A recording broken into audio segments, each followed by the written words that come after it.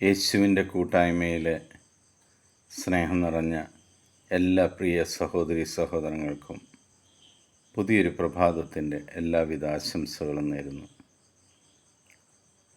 അതിരാവിലെ തന്നെ ദൈവത്തോടൊപ്പം ദൈവവചനം കണ്ടുകൊണ്ടും വായിച്ചും കേട്ടുകൊണ്ടും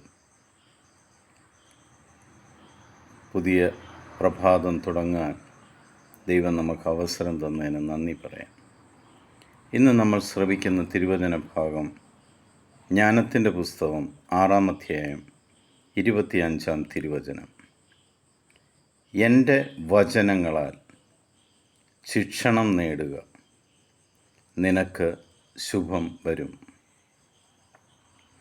ദൈവമായ കർത്താവ് സോളമനോട് പറയുകയാണ്, ഈ ഭൂമിയിലെ രാജാവായ നീ എൻ്റെ വചനങ്ങളാൽ ശിക്ഷണം നേടുകയാണെങ്കിൽ നിനക്കെല്ലാം ശുഭമായി തീരും, അനുഗ്രഹമായി മാറും.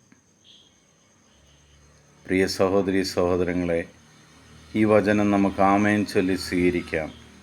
ദൈവവചനങ്ങളാൽ നമ്മൾ ശിക്ഷണം നേടുകയും നമ്മുടെ ദിനങ്ങൾ അനുഗ്രഹമായി മാറുകയും ചെയ്യും.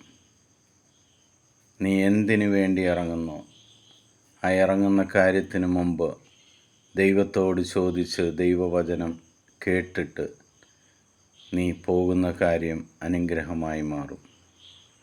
പിതാവായ ദൈവത്തിൻ്റെയും പുത്രനായ യേശു ക്രിസ്തുവിൻ്റെയും പരിശുദ്ധാത്മാവിൻ്റെയും കൃപയും അനുഗ്രഹവും നിങ്ങളുടെ കൂടെ എപ്പോഴും ഉണ്ടായിരിക്കട്ടെ. ഈശോ മിശിഹായ്ക്ക് സ്തുതിയായിരിക്കട്ടെ.